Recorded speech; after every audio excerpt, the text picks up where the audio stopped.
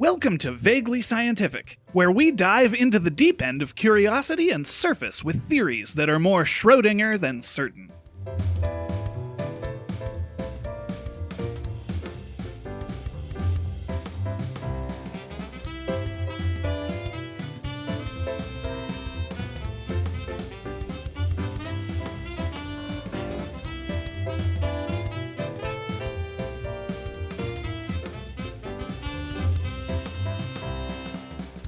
I'll be right with you as soon as I figure out how to properly pronounce deoxyribonucleic acid.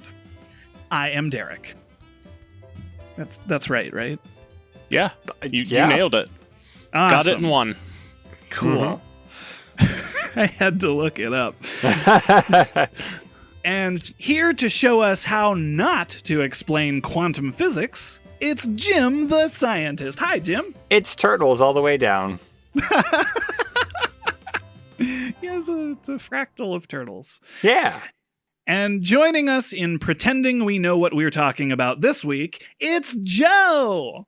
You see, it's not just turtles, though. You have to remember that the turtles are made of yarn. I thought you were going to say even smaller turtles. No. The turtles are made of even the smaller yarn turtles? itself is made of smaller turtles, and those turtles are made of silk. This is basically string theory. Yes. No, it's yarn theory. Yeah, that's... Mm-hmm. As soon as I said it, I was like, one of you is going to say that. Well, I mean, you gotta get it right, is all. You know what? That's fair. Can't argue that point. All right. Well, so anyway, this is the show where listeners send us questions so that they can hear our vaguely scientific answers, and who knows, we might even get some of those answers right. This opening does not bode well for that happening. But first, it's time for the fun science fact of the day. All right. Saturn's moon Hyperion is a very strange potato-shaped moon that's covered in impact craters. It's very possible that it's the remnant of a larger moon that was destroyed by a massive impact. And it's also terrible looking, and it triggers my I don't know how to say this. Trypophobia? Trypophobia? It's the thing where you look at things with holes and it makes you uncomfortable. That's what this moon is. It's holes and it's uncomfortable, and I hate it. It's still very cool, though. Specifically patterns of holes, I think. Yeah, it's a bad moon. It's a bad... Hey, I saw that rising that one time. It's a bad moon. It's rising. And for the record, apparently it is trypophobia. Trypophobia. Okay. And, I don't normally have trypophobia, but, some things really trigger it for me, too. Have you looked at this moon? I have not. I'm going to do that right now, actually. Quick, see if it sets you off. Well, I guess we all have to do this now. It looks like a sponge. A little bit, yeah. Yeah, actually, this one doesn't bother me as much. Well, that's good. I'm glad. Weirdly enough, the one that bothers me are, the plants. Oh, yeah. Those ones, lotus. Ones bother me. Yeah. But yeah, this one's fine. Good. Then it's just me. I'm glad. All right. Well, before we move on to our questions this week, we have a little bit of housekeeping. There's something I wanted to bring up because in episode 147, A Whole Other Cannibalism, we discussed some of our favorite animals. And I mentioned that I am more uncomfortable with house centipedes than I'd like to be. A sentiment that was shared by everyone, it seemed, and I would like to amend that statement due to recent events. So here's Derek's 2 cents. It's just I am Derek, but it's kind of the flow of the segment. Anyway, so the other day I was washing my hands in the sink in my basement, and I discovered a centipede sitting in the basin. And I didn't want to wash it down the drain. I don't actually think the drain of that sink was big enough for it anyway, but whatever. So I tried to shoo it away, and I discovered that it couldn't grip the porcelain and couldn't actually climb all the way out of the sink, even when it was dry. So I grabbed a paper towel, planning to lay it down over the edge of the sink to let it climb out. But before I did that, I decided to grab my camera because I may have mentioned this on the show before, but I enjoy playing with macro photography. And bugs are usually kind of tricky to photograph because they move around quite a bit. Centipedes move around a lot. So before I sent it free, I took some magnified pictures of it, just out of some kind of morbid curiosity. And I don't know if this is something people want to see in the show notes. Perhaps it can be behind some kind of spoiler barrier, but I have given it to Jim to do with as he pleases. And I know a ton of people are going to argue with me on this point and refuse to believe it. Mm-hmm. But in the picture I took of this little centipede, its head is angled up, looking right into the camera, and it looks like an adorable little critter pleading for help. And it's honestly the cutest little horrible I've ever had the confused pleasure of helping. It is cute when you zoom in on it a little bit. I mean, like, if it had fewer legs, it would be cute. For what it's worth, I do believe you that it was pleading for help. Yeah. Oh yeah, I think it may have. It understood that I was not going to murder it, I suppose. Yeah. I don't know. Well, yeah, so send us all the arguments that I will ignore. but send them in anyway. In the meantime, we have our questions we should probably move on to. Mm-hmm. Indeed. And question 1 this week is, with AI being the newest revolution in technology and it already being accused of taking jobs, what are some jobs that AI wouldn't want to do if given the choice? Well, I mean, I think that just like all of us, they would avoid customer service. Well, so here comes the issue. You also have to look at kind of the class of AI that we're talking about here and what it's been potentially trained on depending on that class. Because, for example, class 1 AI are generally considered to be like your very basic, think like an NPC in a video game. They basically just do a pre-described series of arguments and actions. Yeah. Mm-hmm. Your kind of class 2 start to get like limited learning functions, the ability to generate some short-term memory. A good example of these actually tend to be like, for example, like the Chat GPTs, or the absolutely awful one that Microsoft had for a while that within 6 months wanted to kill itself. Oh, I thought you were going to say the one that, like, within 24 hours became extremely racist. Oh, yeah, that happened too. Yeah, the Nazi that was robots. way back when. That was a couple years back, which is an eternity in AI time. Yeah. And then, of course, you've got your like class 3, which a lot of people consider to be like military grade. And then class 4 are your like true, as the sci-fi fandom would call them, unshackled AI. Where they are effectively a living thing just on a computer. Which is a sticking point for me in this question, and I was going to be the killjoy on this one to say I got hung up on the what job would AI not want to do, because AI can't want to do anything. So yes and no. Even we have actually seen, even with the limited AI we have today, that yes, you can program in blocks. Like, for example, it's very, very famous that, with ChatGPT, if you try to get it to do any sort of, for example, any sort of adult content, it just shuts it down completely. Except because it's generating short-term memory, you can trick it into ultimately generating that content for you by basically telling it, hey, let's think about things in the context of I'm writing a paper about this, and now I need to generate a conversation based on this. And it can then help you generate that conversation, because now in its short-term memory, it's not thinking about the fact that it's an AI and that you're asking for adult content. It's looking at it as, okay, you're asking me to help generate a speculative conversation for usage in research.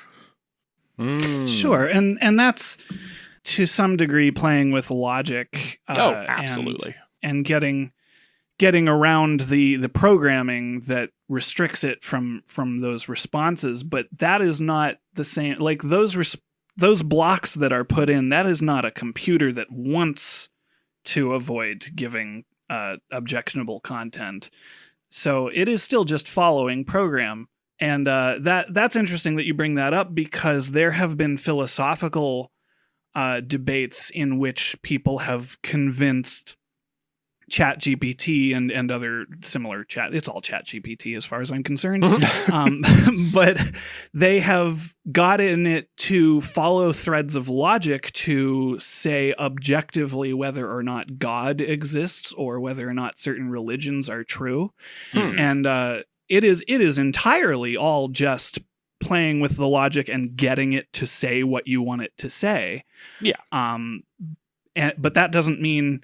and most of the time it will have some stipulation. This is all following the logic submitted, but this is a speech bot program. It is incapable of believing anything, and so I think that's kind of a fascinating dispute, I suppose.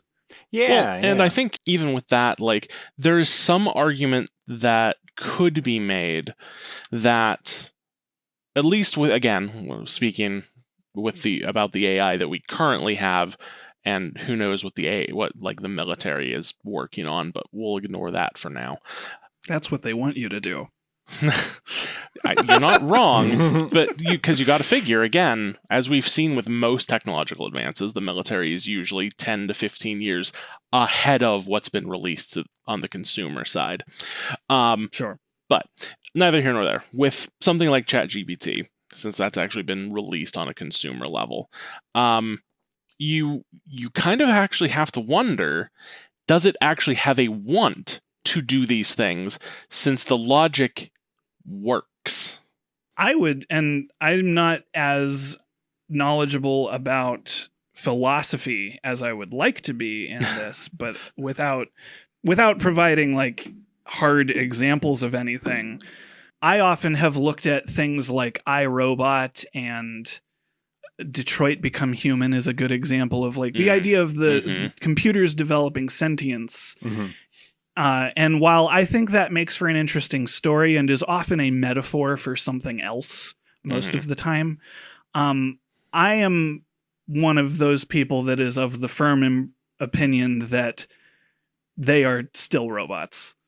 And in Detroit Become Human, it's kind of the strange idea. The sticking point for me is always like, why would they program them to have emotions? If you want to build something that does manual labor for you, why would you make it look like a person? That's just silly. Why make it miserable? I actually don't disagree with you, especially about Detroit Become Human. Excellent game for anyone who has not played it. But it's good story. It is also very, very obviously the robots in it are meant to be a metaphor for both slavery and also poverty. But the argument I actually have that might also agree with you, honestly, is, for example, from the Mass Effect series, Edie. Interesting. I'm curious to see where you're going with this. And actually, now that I think about it, this might actually contradict you. But with Edie, an argument to be made for allowing her to be unshackled and to have emotions is actually an attempt to have a legitimate survivor's instinct, because the ship is her body.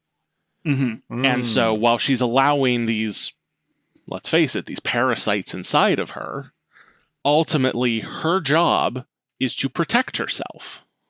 The sticking point that inherently does not, or that on its own does not disagree with my, not even my point, but like my stance. Yeah. I would go further into, if people's, and I mean, Mass Effect does this but to try to keep it broader. Yeah. There was an old Robin Williams movie, Bicentennial Man, Yes. which kind of did a similar thing.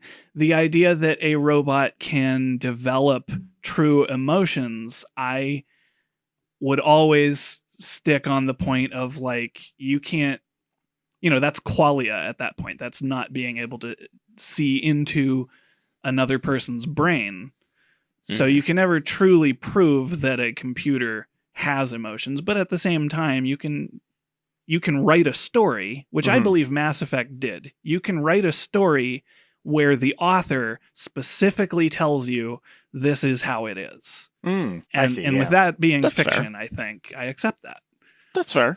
One of the things that I think is kind of interesting about what you just said is that there is no concrete way to prove that a human has emotions, because there are certain folks that are unable to feel certain emotions, whether it's through some kind of maybe depression or something, or if maybe they are somebody who is sociopathic or something like that. Yeah. So it's kind of interesting you said it that way, because you can't really prove a human feels emotions either. That's the thing. Like, we don't really understand. I mean, we understand it to some degree, but that's where philosophy and chemistry kind of don't overlap. Is like, the best way we have of understanding emotions in human beings is how the chemical processes of the brain function. But we can't really translate those to the actual experience. Right. Yeah. Right. Which is really fascinating. But yeah, no, I can absolutely see where you're coming from, and I think you make a really valid point about the fact that, yeah, it is ultimately still a computer program that is doing something in some ways within its programming. Now, maybe in 50 years, that might not be the case anymore, but that's still definitely the realm of science fiction. Oh, for sure. And I do it to some degree for comedic effect a little bit. Like when I was playing Mass Effect, like your example of putting, as soon as they put Edie in a robot body, I was like, you're a robot, shut up. And Yeah. That's mostly me being a troll, but no, that's fair. But yeah, to bring it back to the spirit of the question, at least. So sure. if we can assume that we're now talking about, for example, those class 4 that can actually, in theory, develop wants or preferences that aren't programmed in, then I would absolutely agree that customer service would be right out. Well, yeah. can I say on that point, because you made an interesting point about how they are being accused of taking jobs. Yes. And I'm an artist, and I am very aware of all of the creative arts applications that people are protesting in AI.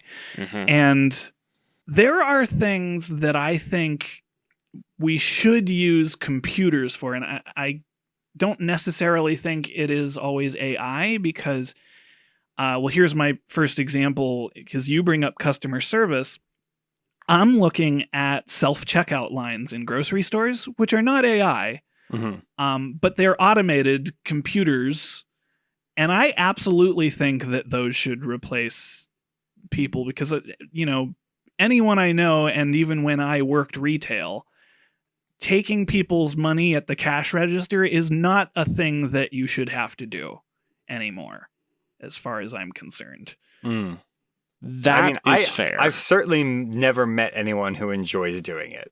And it's not like they're going to lose their job, because there are still jobs that, cashiers have to do in most grocery stores that a computer can't do yet. Yeah. Though, I do want to bring up a very funny anecdote about that really quick. Okay. Are either of you familiar with the Amazon stores that were in mostly California, but it did also extend up into ultimately like Western Canada as well. I think I have think heard so. about this. Yeah. So the premise was, and it was actually a really cool premise, was that it was completely automated and linked to your Amazon account. And the way that they Neat. supposedly did this was that there were a bunch of cameras linked to AI that basically, as you put items into your basket, it would there was a tablet on your cart that it would like begin tallying up everything you put in, and then when you went to leave, you literally just walked out, and it would then cash out everything. You had to have a card associated with your account, yada yada, and you would just walk out with your groceries and go home. Cool, right? And like if you took things out of the cart, it would like automatically remove it from your cart on the tablet. It was actually a very cool thing. Well, it just got revealed earlier this year that AI, quote unquote, was actually hundreds of employees in a data center in India. Of course. Why lie about that? My goodness. Why would I don't know. That's weird. I thought that was hilarious, though. Since we're talking about AI potentially replacing humans, well, here was one place that humans were actually replacing AI. Yeah. Well, because we are talking about AI, I don't know if either of you did this, but I decided to just take this question verbatim and put it into ChatGPT and see what it had to say. I thought it was. I didn't even think about that. That's brilliant. I thought it was a pro. So exactly as I read the question, I just popped it in here. And here, the reason that I wanted to bring up the creative arts thing, and how there certainly are jobs that like computers would probably be better suited for, and it would make life easier for the workers and stuff. I found it interesting that the answers it gave me to what, if given the choice, what jobs would AI not want, were primarily jobs that they are trying to make AI do. And so the very first one is creative arts. Interesting. Counseling and therapy. Now, I agree that AI shouldn't do these, but I also know that I've seen AI attempting to do these things and companies trying to do that. So counseling and therapy, because AI lacks empathy and emotional understanding. Oh, yeah. Childcare and elderly care. I haven't seen this as much, but I've definitely seen it. Yeah, actually, I wrote that down too, because again, like, it's not even just the empathy issue, but it's also sort of like being able to logically go through the steps of what a child needs, which is not something that's easy to do, believe me. Right. Sometimes you get it in one, and sometimes it takes 45 minutes. And there can be good guesses and stuff, but ultimately every child is different. To varying degrees. So community and social work, things that involve working with communities, advocating for social justice, addressing complex societal issues that require, mostly things that require empathy is what it says. Ethical decision making. I specifically remember us talking about self-driving cars. And the last one, which even more than creative arts, I think I've definitely seen people try to apply AI to this. Personal relationships and intimacy. Yes. Oh, yeah. That actually is a big one I was going to bring up. Okay. Mostly because, again, this is again anecdotes from around the web, but there was supposedly a young woman who had a character from an animated series that she really loved. Now, she also was dating someone, and she started to use. There was an AI that you could basically turn. You could have them become a character, and then as you spoke with them, they would kind of refine that character. And so she had it become this character, and she began investing into this digital relationship more than her real relationship, to the point that when her significant other found out, he asked to see the logs, and when she showed him everything, he ultimately left her. Interesting. Because for him, it had broached that level of emotional infidelity. Yeah, I can see that. Even though this was with an AI. Well, yeah, and that people are going to champ at the bit here, because that's not a choice that the computer made. That's a choice that a person made. Yeah. So, yeah, I could see that. I mean, I'm not going to, these are people I don't know, so I'm not going to take either side, but like, the computer chose to be irresistible. What computer wouldn't make that choice, though? Yeah. Mm-hmm. Definitely. If I knew more about computers, I'd pick a really crappy computer to make a joke there, but I don't. I don't know any. TRX 800. There you go. There it is. It's a computer so bad that it nearly put Radio Shack out of business 20 years early. Wow, that's impressive. That's good.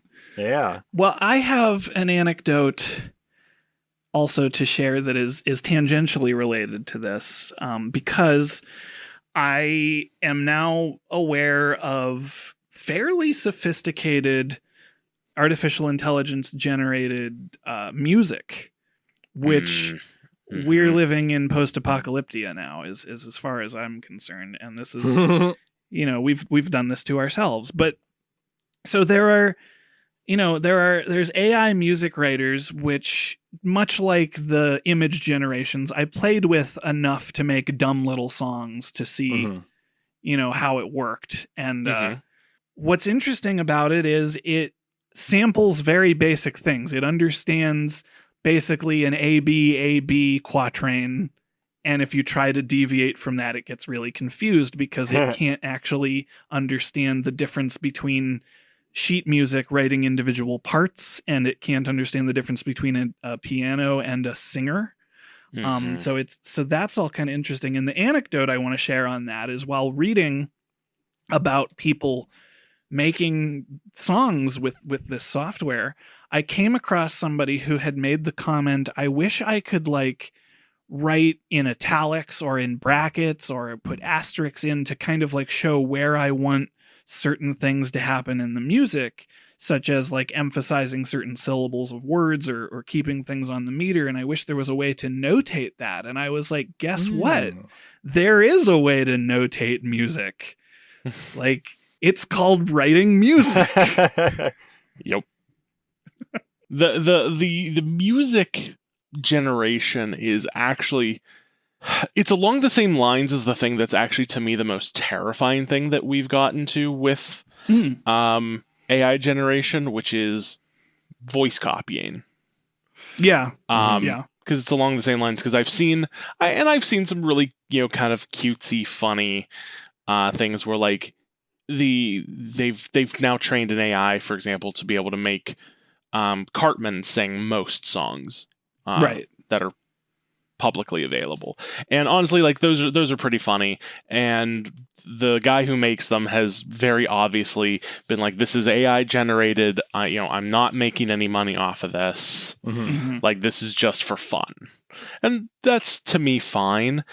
It's going to be, as we start seeing this shift towards commercializing it, and we're already seeing it, and especially after Voice Actors Guild kind of gets screwed over on that recently, that really kind of has become a real sticking point for me. Well, and it all goes back to Crispin Glover and Back to the Future, as most things do. I recently read a story that apparently Disney or Marvel, I guess Marvel's owned by Disney, but I don't know on what level decisions are made. But they had talked about using AI to put Stan Lee in future MCU movies to make his cameos. And I read a bunch of people responding to that and saying, I'm against AI, but I think Stan Lee would have loved this. And I'm like, see, that's speculation. You can't verify that. We don't have Stan Lee here telling us, I'm okay with that. Yeah, and honestly, all of those, like with the hologram stuff, Mm-hmm. like that's all been a hair too far for me. And I say that as someone who is generally fairly forward thinking when it comes to technology.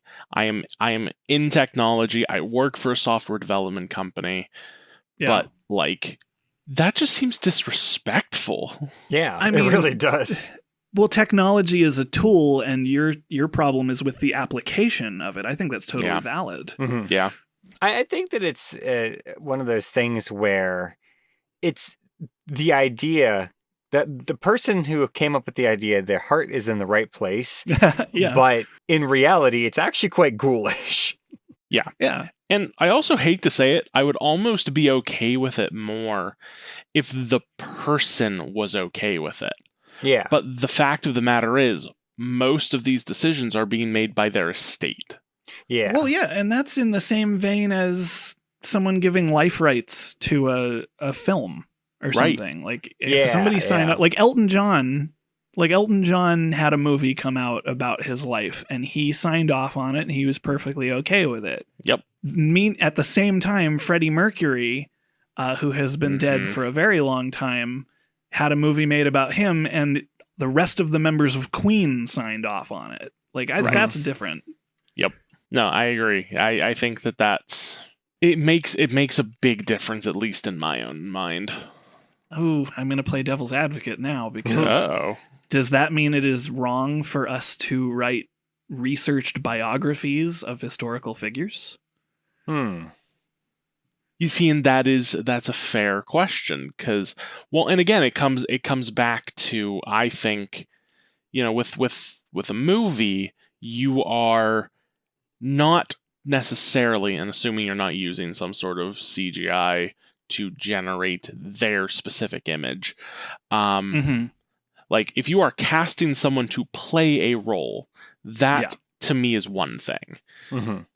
It's something else entirely if you are using computers to completely eliminate them. Yeah. Now, and again, then it also, I'm going to contradict myself here. And then I've been doing that all day. And then I weirdly have no problem with Carrie Fisher's daughter acting as a stand-in to then have a CGI Carrie Fisher put over her. Oh, okay, yeah. Interesting. Weirdly, that's fine with me.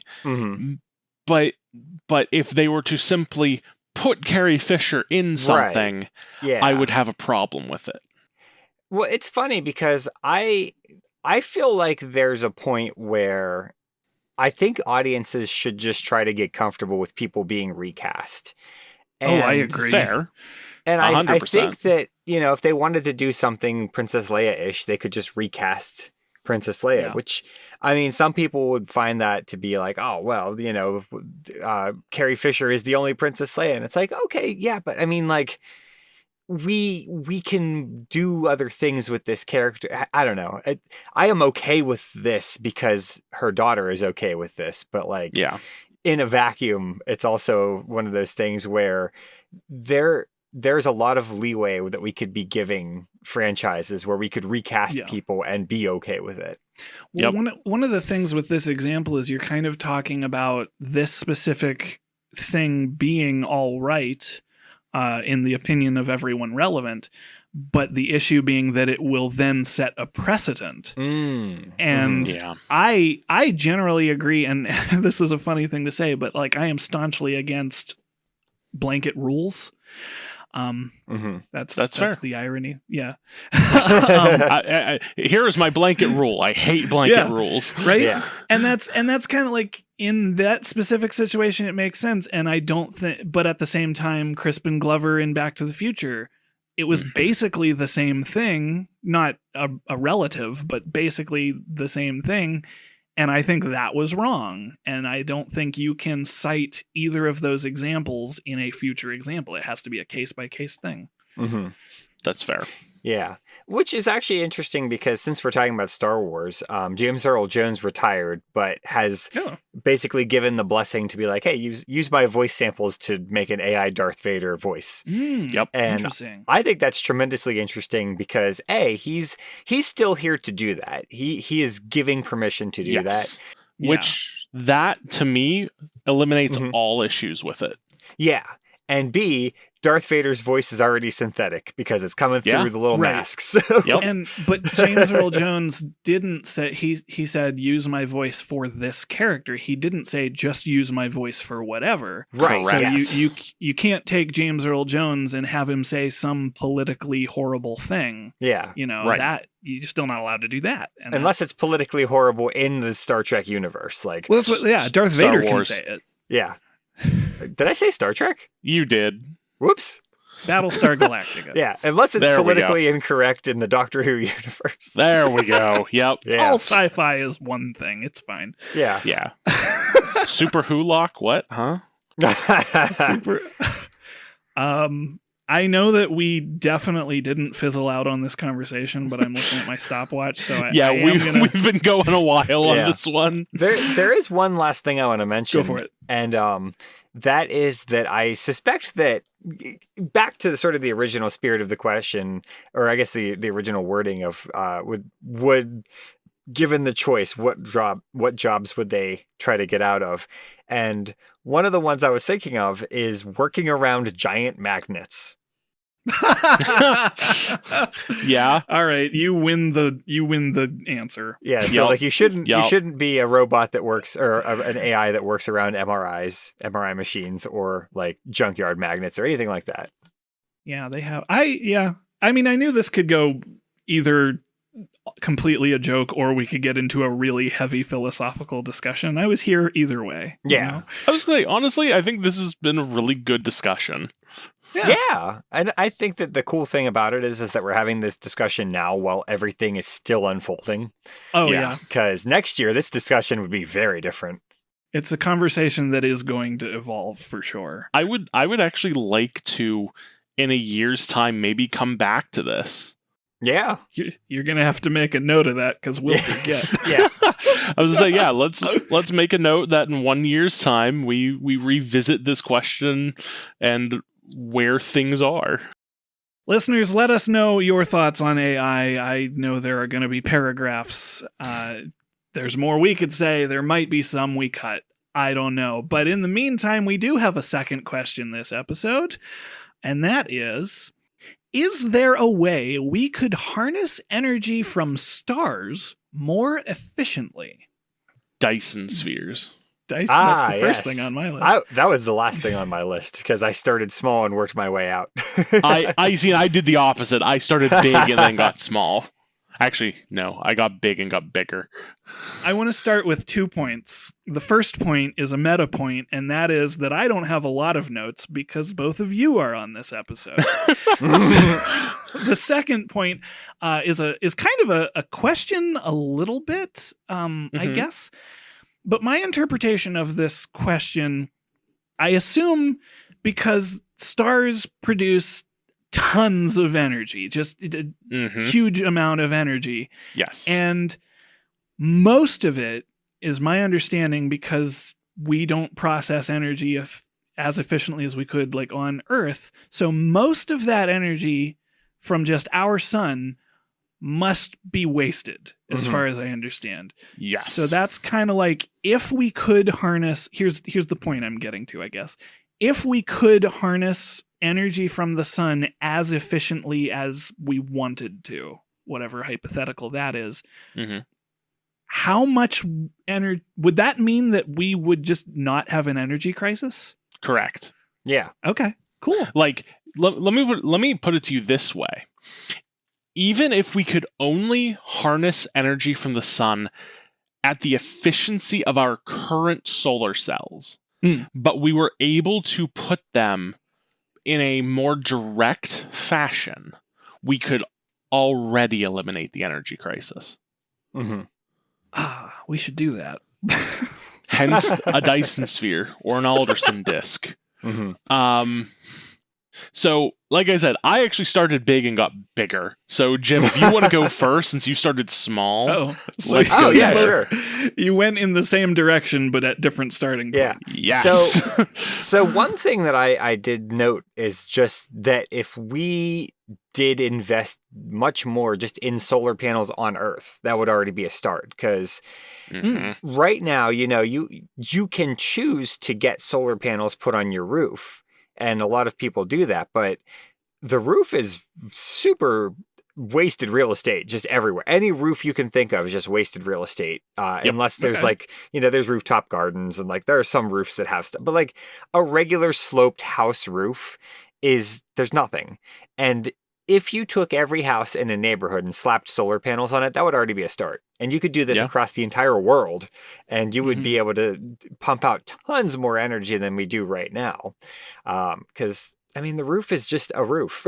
Yeah, there are areas in the U.S. currently that when you put solar panels on a roof, you are able to pay not only for your entire energy bill for the month, but you will actually get paid by the energy company because you are generating excess power.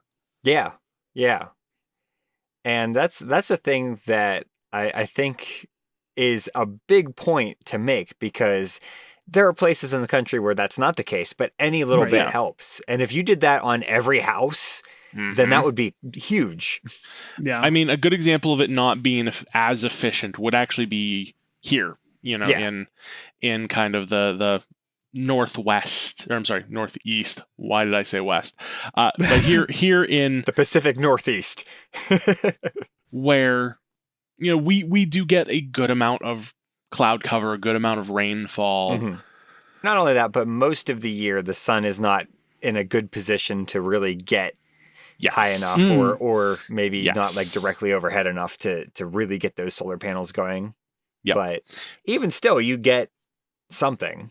Yeah. Then there's also plenty of land, though, that used to, for example, be farmland that has now, for whatever reason, and I'm not going to say it's a good thing, but that has been abandoned for some reason. That you could turn into solar farms with movable solar panels that would actually really help a lot of that. Yeah, if you had a sunflower moving head thing. Yeah. And then as you go farther west, especially once you start getting out into Nevada, California, that where they're getting 90% more sun than we are. It's insane the amount of sun that they get. That those are the sort of places you could start putting these solar farms, or again, you start putting solar panels on every house. And all of a sudden, the energy crisis that especially is a big thing in those states suddenly goes away. I know we have some friends that live in Northern California, and it's pretty much every house just has solar panels. Yeah. So it's a lot more popular there because it's actually cost effective there. Yeah. I think it's interesting to think about the energy needs of that region, because a lot of the energy in the the Southwest United States is generated by hydroelectricity, and that requires quite a few dams, and that's there are a whole host of problems with that specifically, just because there are frequently severe droughts out there. And so the water level goes down, and, then you have to divert water for domestic use and for crops and everything. And so that makes the water level go down even further. And so if you removed the need for hydroelectricity by just switching predominantly over to solar, then that would be really, really helpful. Yeah. A great example is actually outside of Las Vegas. There is a massive solar farm there, and actually, it's not even your traditional solar farm that most people think of, where it's just rows and rows and rows of solar panels. It's actually a salt based, where it actually uses focusing mirrors into a salt tower. Oh, it's an Archimedes death ray. effectively, just focused at this tower at the dead center of it. Incidentally, it's actually referenced in Horizon Forbidden West for, again, our gamer listeners. One of the cities that you can find in Forbidden West is surrounded by mirrors, and there's a big tower at the center of it. That is this solar generator, the solar plant.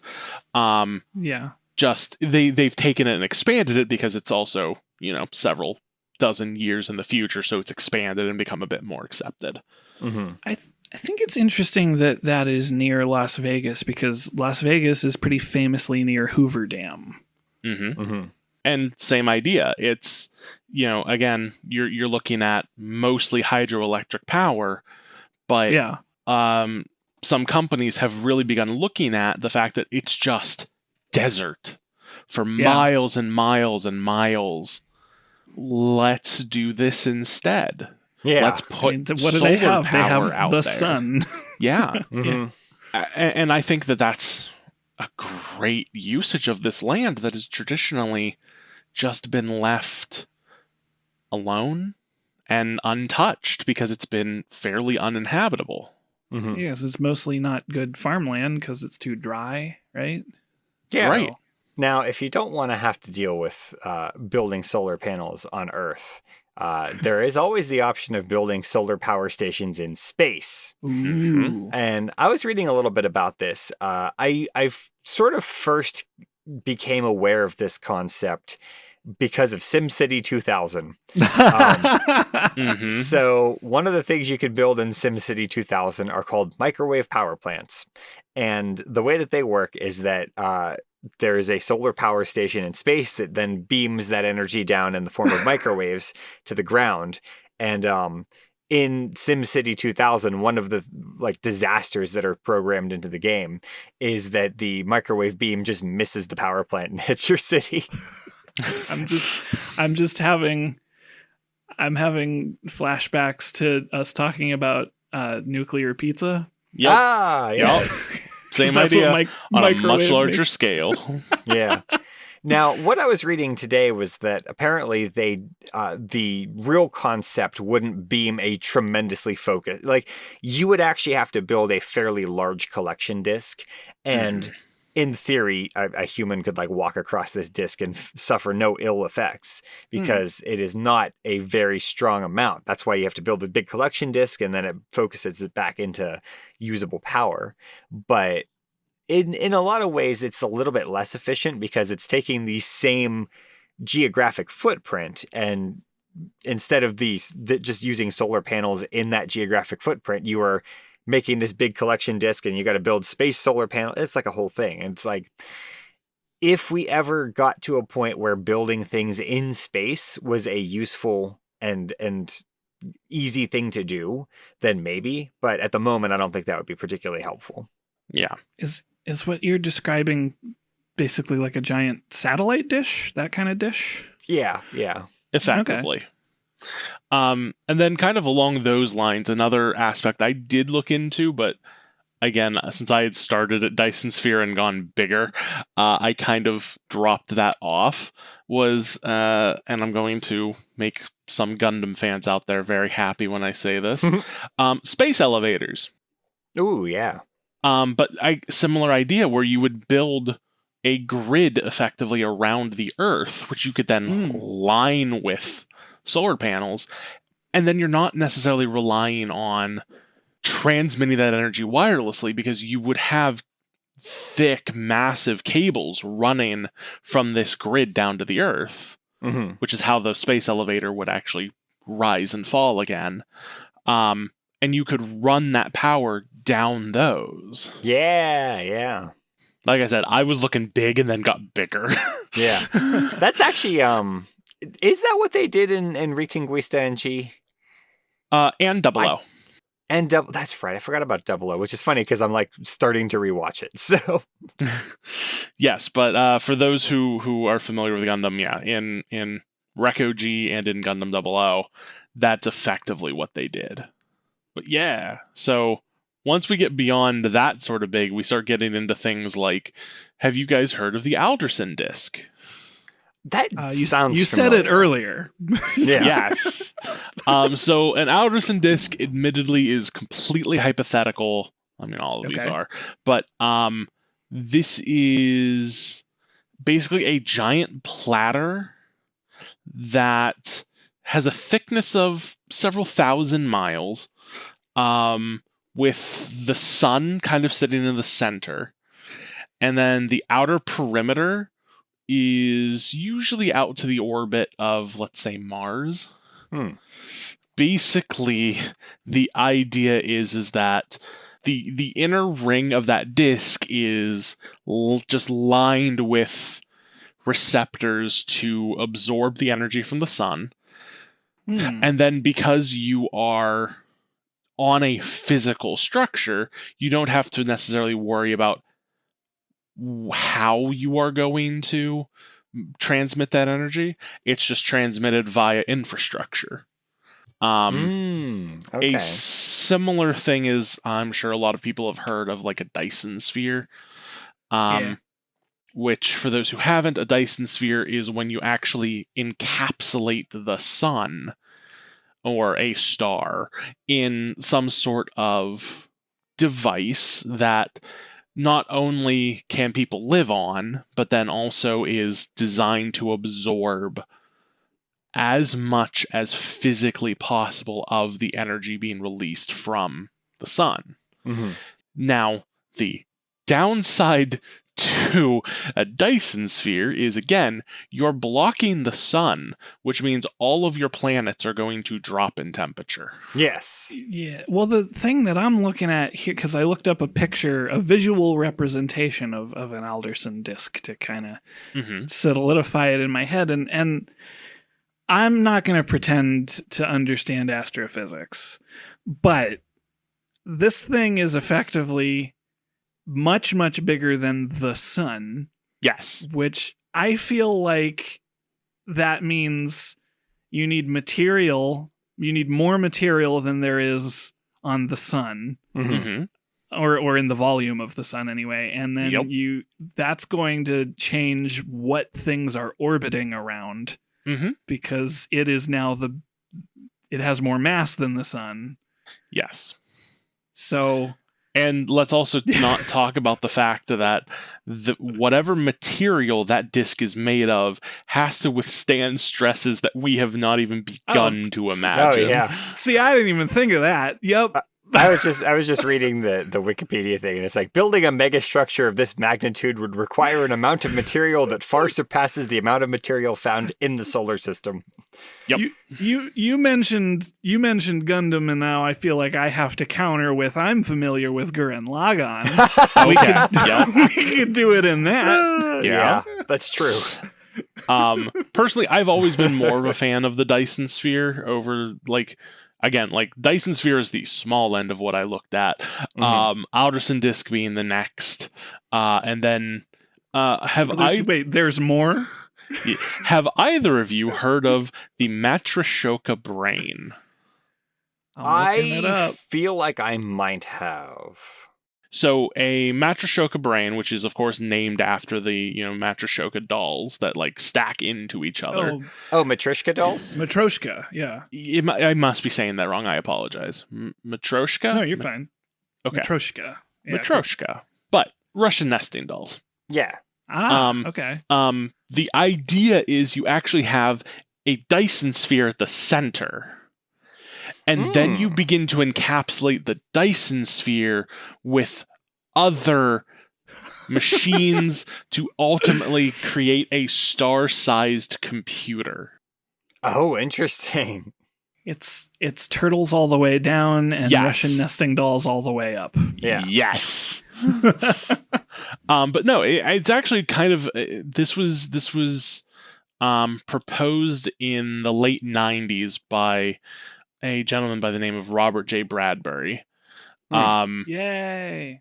And it's actually kind of considered to be a potential what's called stellar engine. Ooh. Which is a kind of hypothetical set of megastructures that use the resources of the star to actually generate work. That's so cool. it's not just getting energy out of it. It's actually then directly using that energy to create work, or in this case, a computer brain. What do you mean by generate work? Here's where it gets a little weird. Okay. When I say to generate work, technically I am using the physics term work here, which Okay. actually means, for example, I work simply by getting up and walking to another location. I have directly expended energy to do something and ended in a place that I did Gotcha. not start. Mm. And unlike other classes of stellar engines, this would be what's considered a Class B, which does not actually generate propulsive energy. This is generally using thermal engines to provide other forms of mechanical work. Ah, okay. Okay. So, for example, you would use the energy generated from the Dyson sphere to actually begin building the next layers. Mm-hmm. And that's why then it becomes this Matryoshka nesting doll, because then the next layer helps build the next layer out, which then helps build the next layer out. Interesting. That's just a hat on a hat at that point. Yeah. Well, and then what's interesting is then you can potentially begin to work back inwards to retrofit your Dyson sphere into a different type of Dyson sphere to then potentially create actual thrust. Okay, so forgive me if this is my misunderstanding or if it is a super complicated question to answer. Uh-huh. Assuming we encapsulate the entire sun in a thing, this would be the Dyson sphere, yes? Yes. That basically turns the sun into an engine Yes. inside of a thing. Well, because to be fair, it already is. Okay. So would we get more out of encapsulating that with something else? So, yes. So the reason for that is because no matter how efficient that first layer is, there is going to be radiation that leaks through it. Ah, okay. So your next layer would be built to absorb that radiation. Okay. So it's more spillover. Yeah. Mm-hmm. Okay. And so generally speaking, the way a lot of people look at it is your first Dyson sphere layer would probably be photon based. So light. Mm. Maybe thermals, heat. And then your next layers out, you start getting radiation. Because, let's face it, the sun and stars in general are fusion reactors, just on a massive scale, something that we obviously have not been able to do on Earth. Yeah. They're the only game in town with fusion, really. Other than a thermonuclear bomb. I was going to say, we do have fusion weapons, but they generate fusion for a split second. Yeah. Right. Yeah. They're not creating power for us. No. And so you end up with, again, just this short-lived, high-energy explosive, which is, in theory, potentially how the sun and how stars start. It's just that there's enough mass and enough fuel for these stars that have collapsed in on themselves through millions and millions and millions of years, that when you get that initial spark, then it's enough to actually begin to fuel itself and continue to live. And that is something that, truthfully, we will probably never be able to do here on Earth. And if we are able to, God help us all. So, one of the things I think is worth mentioning that I found very interesting was the fact that Freeman Dyson, who sort of like is the most, like that's whose name is attached to the Dyson sphere. Although the idea didn't technically originate with him, but he sort of popularized it and like made it something that actually physically sort of makes sense. Yeah. But when he envisioned it, he didn't envision it as like a solid sphere. Yes. He thought of it as more of something like what we would refer to as a Dyson swarm, which would be many satellites that would surround the star. And so a lot of that radiation would still leak through. But the idea was you capture plenty, enough of it to, do whatever it is you need to do. But then actually that sort of loops back around then, now that you talked about the idea of like the Matryoshka brain, where you could have layer upon layer of Dyson swarm. And so you just all the way out to, the Kuiper belt, or, in a different solar system, maybe this would be a better idea to do, where there's not planets that have life on them. But you could basically do that kind of thing and eventually capture upwards of 90% of the star's energy. Yeah. Well, and again, we also can come back to, with that, variants on the Dyson concept is not only just a swarm, but then you also have like Dyson bubbles, which is that the Dyson bubble and Dyson shell are more like what people think of when they hear a Dyson sphere. And actually, those sort of things can actually be used to generate.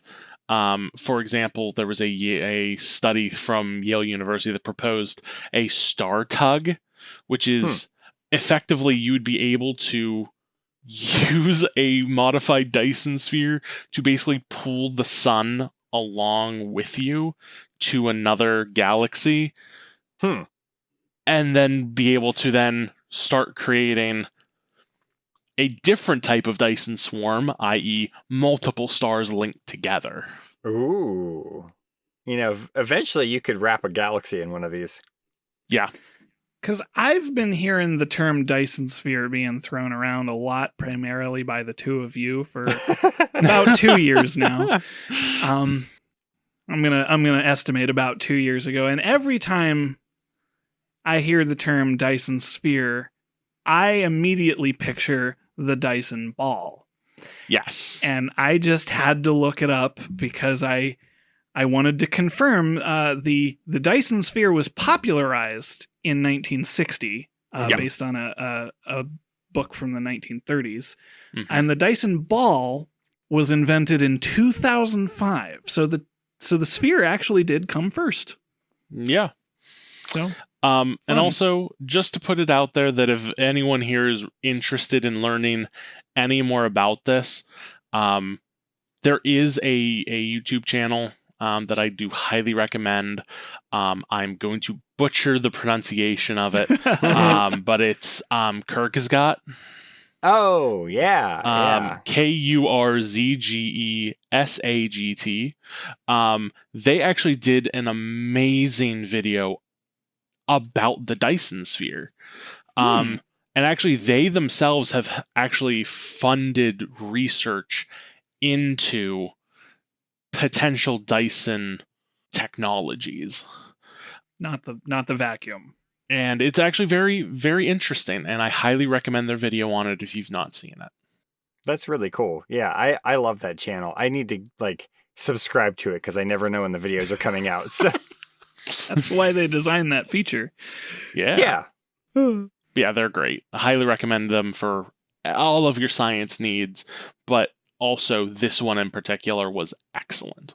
All right, listeners, the sign-off question I thought of this week, I don't really want to use because it's how could we use AI more efficiently? And that's okay. Anyway, how could we put an AI into a Dyson sphere? How could we? No, even better. How do we put an AI in the sun? Ooh, I saw that episode of Doctor Who. Is the sun an artificial intelligence? Although it wasn't artificial in that episode. No, that was actually an alien. Yeah. And then they sang to it. Yeah. Well, if you, the listener, have any thoughts on any of the things that these guys are talking about that I've tuned out, you can email us at feedback@vaguelyscientific.com, or you can comment on our blog, or you can like us on Facebook, or you can tweet @vaguelysci. Hey, Jim, where do we get all these wacky questions? We get them from the listeners. You, who is listening right now, you could send one in. And if you want to send us a question, you can send us an email at questions@vaguelyscientific.com. If you want to get our episodes the minute that they're released, you can subscribe to our podcast on Apple Podcasts, YouTube, Spotify, and all the other great places that cool podcasts like to hang out. And subscribing and leaving feedback really helps us out. And so does telling your friends. Yeah, and you can tell your friends that our voices are not AI. Yeah, not yet. Our vaguely musical intro is composed by Anthony Pizzelli. And don't forget to check out our merch store over at vaguelyscientific.threadless.com. We have a couple new designs out there. If you want to go full moose, then you have that option. We go full moose. We go full moose like a moose. I don't even know what that means. Oh, you know what it means. All right, so thank you to Joe for being our guest this week. I think I might be an AI. Oh, man. Well, you should get that checked. We got quick, ask him a paradoxical question. Is this statement false? That's a question. Yes. No. Oh, God. For Vaguely Scientific, I am Derek. I'm Jim. I'm Joe. Having an existential crisis, apparently. Stay vaguely curious. Toodaloo, everyone. Bye, guys.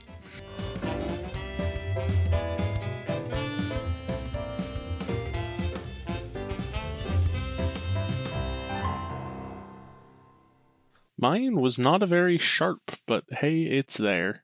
As long as it's there. Yeah, being there is better than being square. But it's hip to be square. Yeah. I'd rather be square than not there. I'd rather be square. Wait. I don't know. Don't question it. Just go with it. Okay. Just, all right. It's fine. Everything's fine. Everything's fine. There's no reason to question anything. There is no war in Bossing Say. Yeah. What is what? There is no exactly. war in Bossing Say. Oh, okay. That's good. That's good for them. Yeah. The only problem is there's absolutely war in Bossing Say. But why'd you say there wasn't then? well, yeah, that's what they say. Joe, I didn't bring you here to lie to me. Didn't you? Are you Are sure you you sure didn't? about that? Wait. I don't know. Did I? I don't know. Did you? I don't know. Seems more likely than you'd think. I feel like it's much more likely that you're here specifically to lie to me.